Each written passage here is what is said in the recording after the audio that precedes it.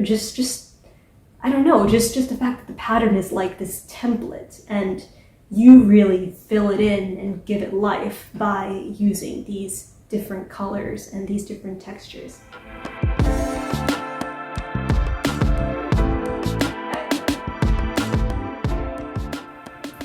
Hey guys, welcome back to my YouTube channel and to my knitting podcast series. As always, it is wonderful to have you here. Thank you so much for joining me today. My name is Samantha and I am the knitter and knitwear designer behind the Strikkechick. So it's a bit of a dreary, grayish fall day in Tromsø today. That's the Norwegian city in the Arctic Circle where I am coming to you from. And so today is the perfect opportunity to talk about the topic of today's video, which is color, or more specifically choosing color for your knitwear design, which I kind of got to thinking recently because I've realized that as I have been designing knitwear, and I've been churning out a lot of designs this fall actually, this season, a lot of my designs and kind of the names that I give them and kind of what they remind me of, the inspiration to use certain elements in them come from the colors that I choose for my knitwear. So I thought it would be kind of fun to just kind of talk about how to choose a good color palette, how using different yarn colors can kind of change the feel of a piece, how to mix and match colors. Yeah, all that good stuff. So without further ado, let's get right into it. I want to start off really quickly with what I'm wearing, which actually does tie into the theme today as well, because this is my Tuscan sweater. And it is called the Tuscan sweater because the two colors that I've used together, which are Drops Air in the shade Clay and Kid Silk in the shade Almond, when you hold them together and you look at them kind of in this dreary, rainy gray light, they look like this, right? It's kind of like a clay-ish, dusty rose kind of color. But if you look at it under the sun, it kind of glows gold because of the Kid Silk that's in it. And that just reminded me so much of Tuscan sunsets, of kind of the sun hitting the roofs of the houses in that region. And that's why this is called the Tuscan sweater. The Tuscan sweater is knit from the bottom up, so it's got the split rib detail that you pick up stitches using the Italian cast on method, and then you knit the body up to the armhole, and then you knit the sleeves, and you knit it all in stockinette, and then flip it inside out when you join to knit the lace yoke, which has built-in decreases, and it's honestly, it's such a quick knit. I finished my yoke in like a day because I was that into it, and it's knit up on 7mm needles, so it goes by super fast. And it's just a very comfy, very warm yarn combination that I think is ideal for as the weather gets a little bit chillier, for you probably very chilly for me up in the Arctic Circle. But it's still really nice to have and to wear, and it just, because of the lace yoke, it just feels a little bit elevated. And so yeah, this pattern is currently available. I think it's, by the time this video goes out, I will have just released the pattern. So it's available on my website, and I will link it down below if you want to knit one and match with me. That would be amazing. And you can also check out some of the lovely yarns and color combinations that other testers have used with the hashtag Tuscan sweater on Instagram. So since I first started designing knitwear, I've noticed that a lot of my design inspiration comes from the colors that I choose to knit. So for example, my first knitwear design, the Soul Dog sweater, which I showed you guys on my first knitting podcast, is inspired by the day that the sun comes up over the horizon for the first time in the new year after about 2 months of mørketid in the Arctic Circle. And obviously, I mean, the inspiration for that is reflected in the color here. It's yellow sunshine. And that was kind of, the feel that I got knitting it was like happy and cheery and sunny, and that was exactly what I was aiming for. And now whenever I wear it, as we kind of approach mørketid again, it reminds me of that and the feeling of soldagen and that kind of, I don't know, I feel like if it wasn't for the color, that wouldn't be so kind of pronounced. And so I think one of the big things that I notice about knitwear in general, I think, because you also kind of feel it as you knit it up and then also as you wear it, is that the color that you choose kind of influences your mood and how you kind of, I don't know, how you perceive the finished object. I don't know if that's just because I think in color a lot. So that tends to really happen for me. And so my Knitwear sweater, by comparison, is also a mono yarn, monocolor project in Drops Air, but this is a more grayish sweater.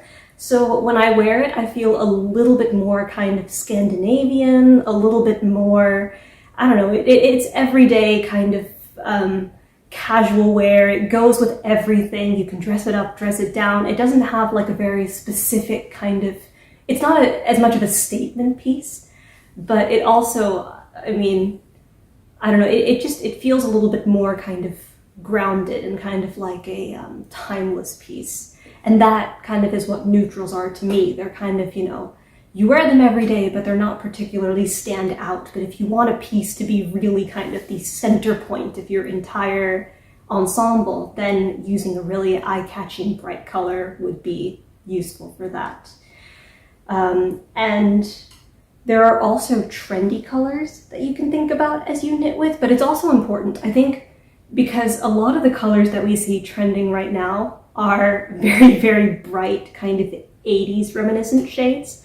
So you have a lot of jelly bean green, like, ooh, if I can dig it out here. Oh no, it's tangled with my whip. The Strand sweater, which is actually out for testing now, is knit in one of the year's it colors. So we've been seeing a lot of jelly bean green, especially in knitwear in Scandinavia in particular, around the summer and the early fall. And colors like this, like really, really bright, kind of, I want to say they're almost like fluorescent. They just kind of, they really pop. So like this electric orange, cobalt blue, bright red, hot pink, they're like really in vogue for the season. And a lot of knitters are choosing to turn to colors like that. But then I think it's also really important to make sure that you like the colors and you're not just knitting in them because they're kind of fashionable and they're going to be discarded next season, because it's kind of, I think it's easy, especially for younger knitters who are on Instagram, to get a bit swept up by trends. And I don't know, I mean, I like this, but I don't know if I'd knit anything in electric orange, even if it is a popular color for the year. But yeah, so I think, and I also definitely, I don't know if it's just the algorithms or what, but when I post photos of my neutral knitwear and then when I post photos of this gets so much attention. And I think that's because people really do gravitate towards bright colors. And I don't know, I love wearing them. So I tend to choose very, very kind of, I don't want to say eye-catching, very, very bright, very kind of jewel-toned, just saturated colors to knit with. That's one of my favorite things to do. And I feel like especially with a monocolor project, it's very easy to just kind of pick a statement yarn and go for it and then not worry about having to match anything with it or anything. You just kind of, you have your full sweater. A great alternative to using kind of a monotone yarn for a project, I think, especially if you're knitting something like cables or Strikkechick, where you really kind of want the design elements to pop, is to choose a tweedy yarn, I think. So usually when I knit cables, like the Menlo sweater, for example, I worked with Rowan felted tweed here. So you can kind of see there are these flecks of color in the sweater, and I think that just helps enhance the structural elements of the piece without kind of drowning out the actual texture. So I would definitely recommend using a tweedy yarn for a pattern like this. And there's variations in tweedy yarn. So for example, the Menlo sweater is knit with like a very subtle tweed, right? But then Adams Morgan is knit with this much more enunciated tweed. So this is Hobby Tweed Delight in the shade Pink Confetti. And you can see that it has a lot more going on in the yarn. It has flecks of red and orange and purple and blue and green and just kind of everything. And that I think works a little bit better on sweaters that have a less intricate cable design on them. So looking at these two side by side, right? Menlo has this really intricate cable rope motif on it, kind of, that I think would look a little bit too busy if you used kind of a very high contrast tweed, for example, like a white yarn with a black tweed, I think would be a bit too much, versus Adams Morgan, which mainly features this kind of broken lattice kind of center panel, which I think would look really nice with a more pronounced tweed. Or, I mean, obviously you can use single color yarns in both of these, but I think there are a lot of really, really lovely tweed yarns out there, and it can, and I speak a little bit from experience, it can get a little bit boring knitting with one solid color that has no variations, and I think a project goes a bit faster when you're knitting with a yarn that's a little bit more varied. So you're kind of like, oh, I wonder what color tweed bit will pop up next, or like, oh, I wonder what color variegation will come into play when I knit my next row, or I wonder what this will look like, or, you know, and then it becomes this kind of, this unexpected pop that just kind of, it feels nice, and you feel kind of like you want to keep working on it, as opposed to, oh, I know that this row is going to be this color green again. So in that case, that's when I would recommend tweedy yarns. Of course, a simple Strikkechick project, like the Semper sweater by the Knit Pro Girl, I think that would look, generally sweaters with less complicated stitch patterns, the sky's your limit with color. So I mean, you could use like a very nice neutral cream or a neutral black or a gray, and it would just be a very, very classic, very timeless piece that you could wear with absolutely anything. Or you could use a very bright electric blue or a jelly bean green, and it would look really nice. I think it would still be just as timeless because the design itself is so kind of streamlined and straightforward. Or you could use a tweed, and then it would look, I think the best thing about tweedy yarns is they look very classy and they look very rustic, and I don't know, they just feel more like handmade knitwear to me. Yeah, there's just all kinds of different looks that you can go for with the same design using different colored yarns, which I think is really, really cool. And that's what makes me, I think, come back to the same design over and over again, is like just the possibilities for the different types of yarn and the different colors and the different feels, and a whole new world of different outfits you can wear with each one. And that kind of just I don't know, just the fact that the pattern is like this template and you really fill it in and give it life by using these different colors and these different textures. Another aspect of choosing color for your knitwear is the potential for mixing and matching base yarns and following silk mohair threads. So a lot of patterns, mine included, call for two different types of yarn, usually a merino or alpaca base yarn, and then a thread of silk mohair that's held together. And there are quite a lot of things you can do with this. So the Tuscan sweater kind of, for example, I don't know how well you can catch this variation, but I'll post a picture in the sunlight. You can very clearly see the gold bumps in between the rose clay yarn, and that was very much intentional. And there are just so many fun little things like that you can do when you pair a mohair and a base yarn together.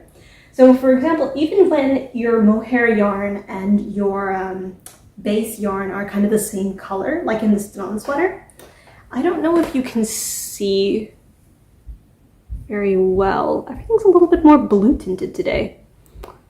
but you can still see that the bits of mohair silk are a bit shiny and they stand out, and they add this level of dimension to the knitwear. And I think that's a really cool way to you're not so much playing on color as you are just kind of playing with the natural qualities of the yarn, because that silk base thread, right, is much harder to dye than the mohair and the base merino. So then you're going to have these little flecks of like silvery or gold kind of silk yarn running through your base, and it provides a little bit of surface interest along with the texture. Like, oh, I found a spot over here. I'm not entirely sure what's going on here, but you can kind of see where the mohair stands out. And I think that's really neat too.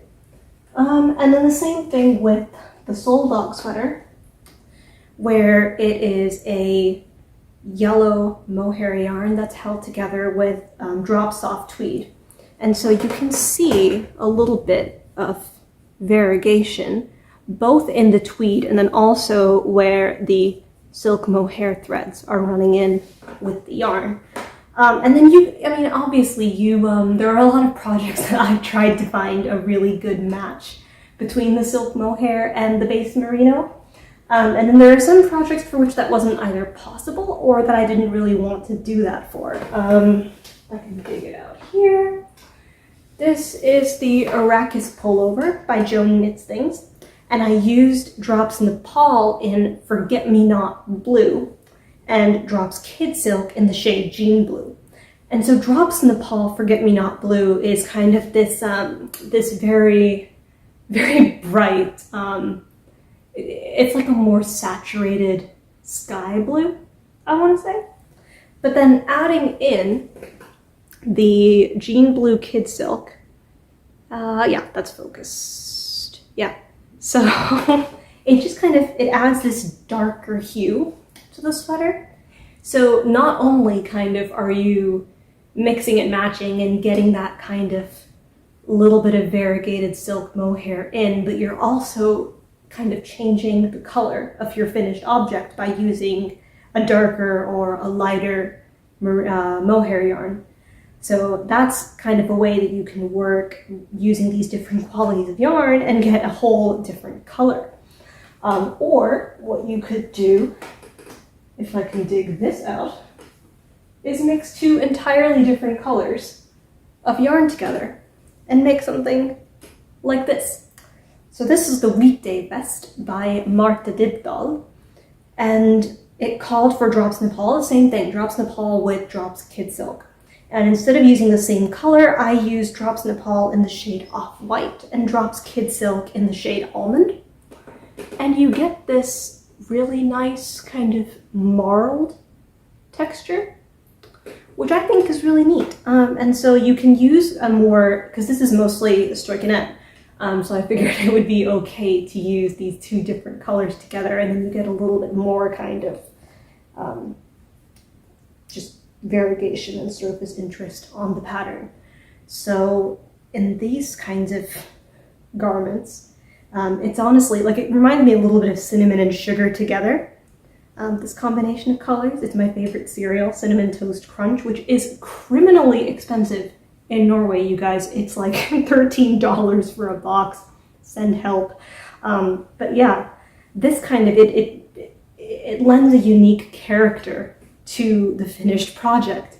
So there are so many things that you can do with merino and silk mohair, or alpaca and silk mohair, or just using two different qualities of yarn together. So yeah, that's one of my other favorite ways to work with color. And this kind of leads me into my next thoughts on color and yarn and kind of using very interesting hand-dyed yarns, because most of those tend to be variegated. And it's a bit hard, I think, to use variegated yarns in a knit garment. Socks, of course, because they're self-striping, but in terms of I think that a simple Strikkechick sweater, of course, could be done in a nice variegated yarn. But if you have a stitch pattern like cables or Strikkechick or anything that kind of has a certain degree of surface interest, by itself lace knitting, for example, it's hard to use a variegated yarn efficiently. And one of the ways that I'm doing it actually currently, if I can isolate this from the rest of all my projects and show you, is by this whip that I have going at the moment, which uses a strand of variegated mohair along with drops Nepal in natural as a base. So I have this variegated mohair and this drops Nepal that fell on the floor. But these two yarns together, and then you get kind of enough variegation to make it look interesting, I think, but not enough that it drowns out the stitch pattern. And so I think that's definitely one way to use a variegated yarn to kind of an efficient degree, but not so it kind of, I don't know, so that it drowns out the texture of an entire piece, is to have either a variegated mohair that you hold with a solid merino that brings out one of the colors that's already in it, or to use a variegated base yarn with a mohair that uses one of the colors that's already in the base yarn. So yeah, I definitely would recommend, if you're on the fence about variegated yarns, especially I think variegated mohairs, because I only needed 2 skeins of this for the whole project. And so that was surprisingly affordable, and also you get a really nice, very unique sweater out of it eventually. Another really cool way to use variegated yarns in your knitting projects, I think, is to use them as the accent color for Fair Isle knitting. And this works especially well, I think, in 2-color Fair Isle, so it doesn't get very cluttered or very messy. So I knit this beanie for my boyfriend. This is the Stay Wild beanie. And I used Drops Fable in navy blue and then Drops Fable in Tex-Mex. And it kind of, the variegation works so well because it just kind of, it looks just so beautifully intricate, I think. But it also doesn't really take away from the pattern. You can very clearly see where the Fair Isle is supposed to be. And it just kind of, it beautifully integrates with the pattern design. It doesn't kind of stand out by itself. It works into the whole. And I mentioned in my last podcast episode that I'm really interested in knitting the Embrace Octopus pullover. And I've seen one version on Ravelry, and I'll link that version down below, where the person who has knit it used I think it was like a navy blue or a very dark blue base yarn. And the octopus is knit in this really, really pretty variegated yarn, which just looks so nice. And so that's definitely a very effective use of a variegated base yarn. So you don't want to dilute that color by holding it together with a silk mohair. But you kind of, I don't know, it's like you get the full effect of the variegated yarn when you hold it together. It's, you know what it kind of reminds me of? It's like if you or your kids have ever done that project in art class where you take like a sketchbook page and you color in crayons over it, and then you paint like black paint over, and then you kind of scratch out different textures and things, and you get this kind of tie-dye effect of crayons poking out of the black kind of paint layer. That's what this reminds me of, using variegated yarns as an accent color in Fair Isle knitting. Definitely the adult version of that art project. So that's kind of, I really want to buy a skein of variegated thick mohair of some sort, thick merino of some sort, to make the Embrace Octopus pullover like that. And I think I absolutely love what this did for the Stay Wild beanie. And I actually have some leftover yarns in these 2 colors that I want to make some matching mittens out of. So yeah, I think if you're on the fence, if you're sitting on some variegated yarn that you don't really want to use by itself because it's a bit busy, this is definitely a great way to use it.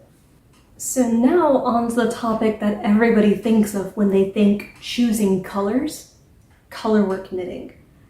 It can be very hard to choose a palette for colorwork, and that's definitely something that I've struggled with a lot in the past because I'm a very color motivated person, but I always kind of doubt my eye for color, especially when I'm holding multiple together, and I always just think that I'm going to pick out a palette and I'm going to hate it, or something just won't stand out right, or it just it won't work out the way I hoped.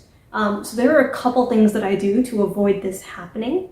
And one of the biggest ones is I like to generate color palettes on coolers.io, which is a color palette generating app. I'll link that down here. And it's a bit difficult, right? Because I think you have to put in hex codes to kind of say, okay, this is cemented here. But generally, I think if you kind of fiddle around, like you have your yarn in front of you and you fiddle around with the slidey scale where you can choose your colors, then it's not too difficult to go, okay, this is kind of what that color would be. And so I definitely turn to that a lot because you can also choose, I want 4 colors or 5 colors or 3 or whatever in this project and limit it to that. And another thing that I really like to do when I knit Fair Isle is I tend to kind of focus around a particular theme or an aesthetic or a mood or just something that kind of helps me orient myself and say, these are the colors that I want. And this is kind of the look that I'm going for. So for example, everything is a mess over here now, but I will dig it out anyway. My boyfriend's Arctic sommergenser that I've shown you guys before. What I went for here was, because I've mentioned that tweedgensers are meant to be kind of worn skiing or to be worn around a campfire, I went for campfire colors. So you have a neutral white as the base, and then as my accent colors, I have yellow and orange and a burgundy and a black. So kind of varying levels of like, this is how I would draw cartoon fire as a kid, right? With the smoke and then really hot fire and varying degrees of the flame. So that kind of helped me orient myself and pull together some accent colors that I think looked really nice and contrast well and kind of generally fit together on the yoke of this sweater. And that was that one. But I also have the first ever Fair Isle sweater that I knit for myself, which was the Mountaineer sweater from Novita Knits. And on this sweater, I wanted to go for something that was kind of cool and urban and kind of like, I'm not trying too hard. But what I wanted here was something with a more cool color palette. So I wanted this gray base yarn because that's kind of what they had in the pattern template. And you have this off-white and a very, don't know if you can see it super well, but it is darker than this in real life. It's a kind of dusky blue and a navy blue. So there's not a lot of general color contrast between these, but you do get a fair bit of saturation contrast. So that's another thing that you should do when you're choosing colors for Fair Isle knitting, is I definitely recommend taking the color palette that you're thinking of on Coolers or on any other app really, sticking it in just turning the saturation all the way down, so making it black and white, and seeing if the contrast is good enough. Because that will definitely determine, I think, how well your colors stand out against each other when you put them in a finished sweater like this. And then I also have this, oh, it's attached to the yarn. That's okay. I have this new colorwork design that I've been working on.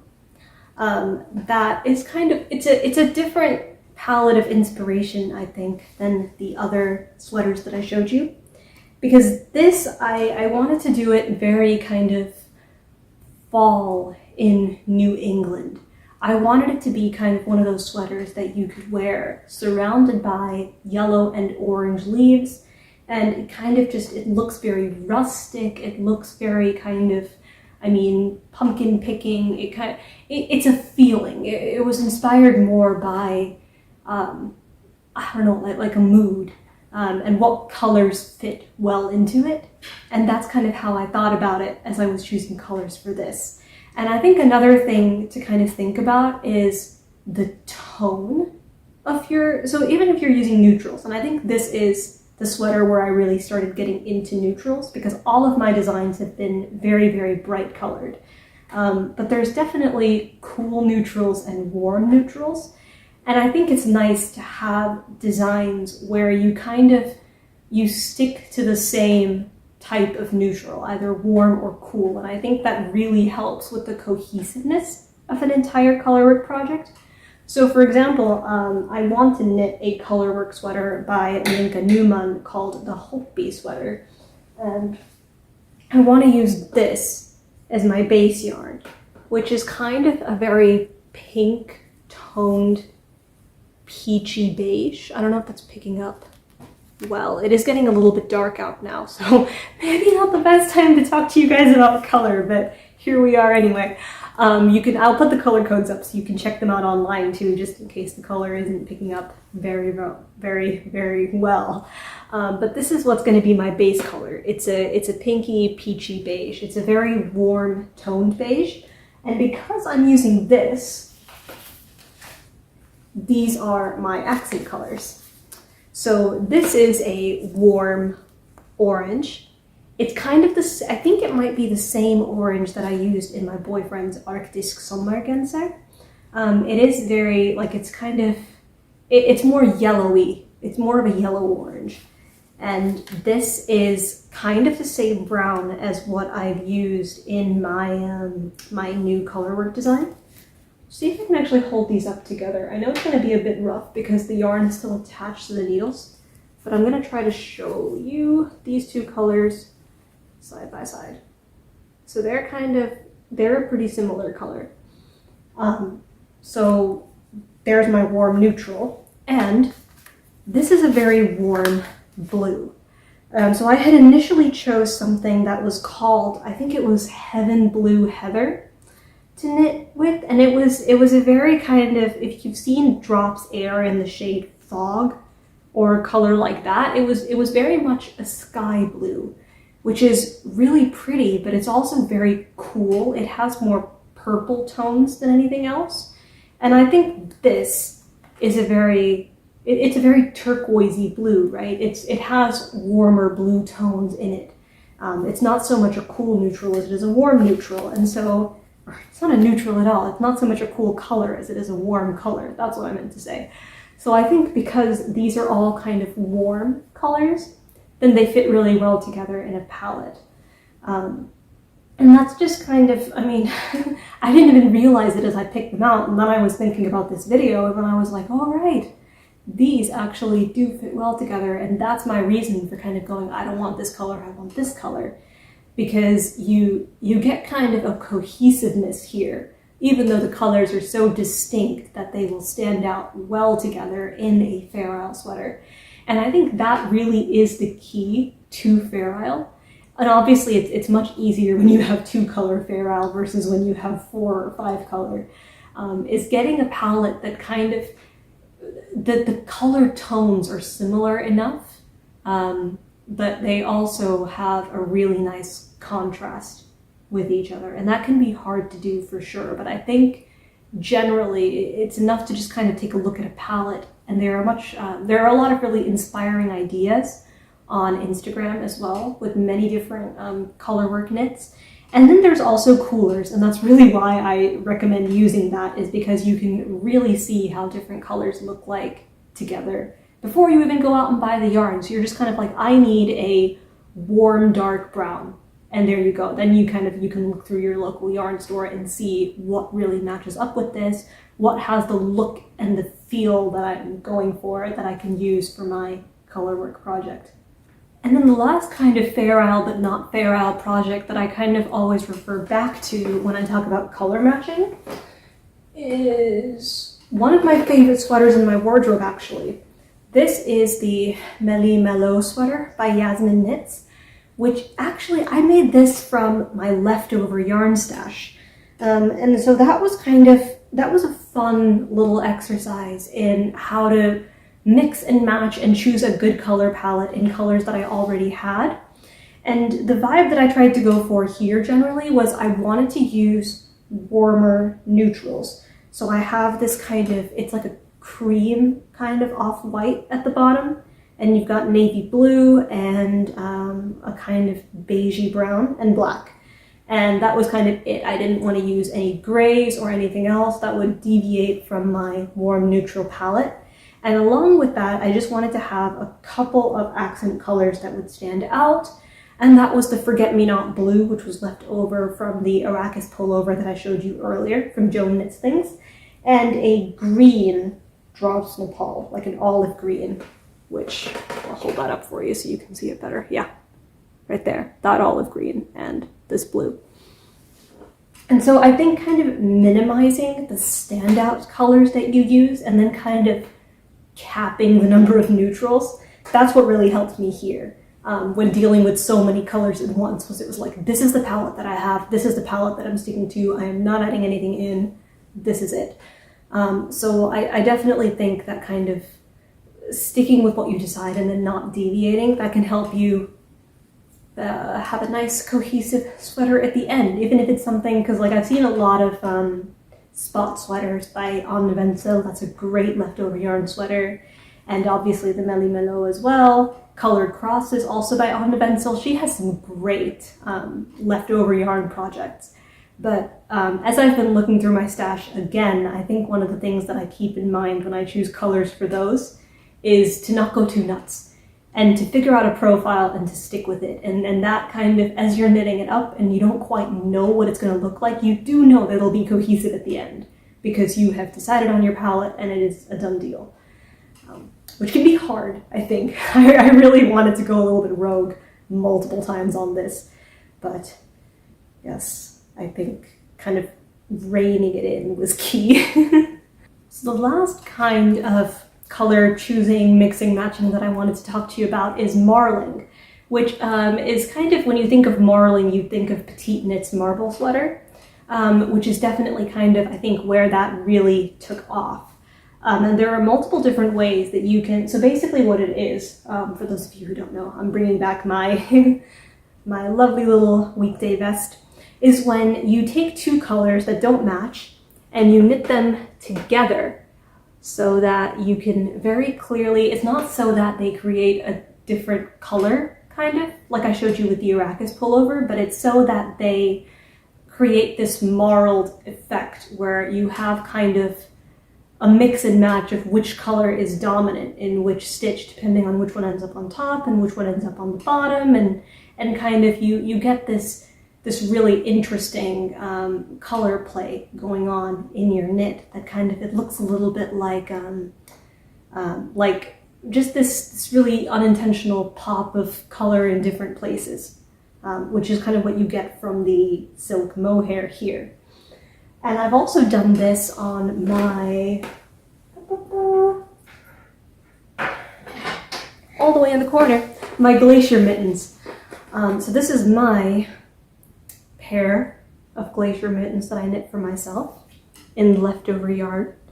So you can kind of see the different marling here. And I bring it up because it's a great way to use your leftovers and to make something really interesting out of them, right? So here I'm holding together the blue and the beige, and so you can kind of see little bits of beige and little bits of blue, and here it's darker brown, and you get a really interesting character to your knits when you hold two different colors together and kind of overlap which one is dominant. And I've also made, I'm working on my second pair now for my boyfriend actually, which is with a different color combination. And you kind of, I don't know, it's a really nice kind of low effort way of using multiple colors in your project to give it more dimension and to really kind of make it stand out. And I recommend this for very simple stitch patterns like Strikkechick or I think even seed stitch. It would look really nice on seed stitch. So that is, and choosing colors for marling, I think, similar to the Merino sweater that I showed you just now. Stick to your color palette and don't deviate, right? So this is only 3 colors, and the red is supposed to be the most standout one. So if I started throwing in like a yellow or a blue or something here, it just would not work. Because marling itself, I think, looks a little bit kind of, I don't want to say messy, but it looks just like a little bit kind of like, oh, I'm not trying too hard to be matchy. And so I think when you have that, you really need to have a very definitive set of colors that you're working with and make sure that there's only one bright color in your set that you're kind of sticking with. Of course, I've seen exceptions to this. The Knit Edit on Instagram, she has some lovely marled sweaters and projects. Yeah, I think Knit Stitch Repeat on Instagram as well. She has some really, really nice marled sweaters. But I think if you're kind of new to the technique, or you're kind of like me, a little bit more of a conservative knitter in terms of your color palette, which I say as somebody who's knit a jelly bean green sweater, but I still do consider myself a little bit color conservative, then I definitely think you should kind of, I don't know, choose a couple statement colors and just work with those on the marling, and then you get very lovely, one-of-a-kind marled knits. I hope this gave you some color inspiration for your coming knitting projects, and I am actually really interested to know how you guys choose your colors. Are you more of a neutral person? So you want these timeless classic pieces that you can wear with everything? Or are you someone who just loves bright and bold colors? How do you match your Fair Isles? I would love to know. I feel like there's this whole world of yarn color out there, and I'm so interested in dissecting it and kind of figure out my motivations for using color and other people's as well. So yeah, drop them down below. And as always, if you like this video, please go ahead and like and subscribe for more yarny, knitty content. And if you want to come over and say hi, I'm over on Instagram and Ravelry and TikTok as the Strikkechick. And you can also find me on my own website, thestrikkechick.com. Until next time, you guys, happy knitting! Bye!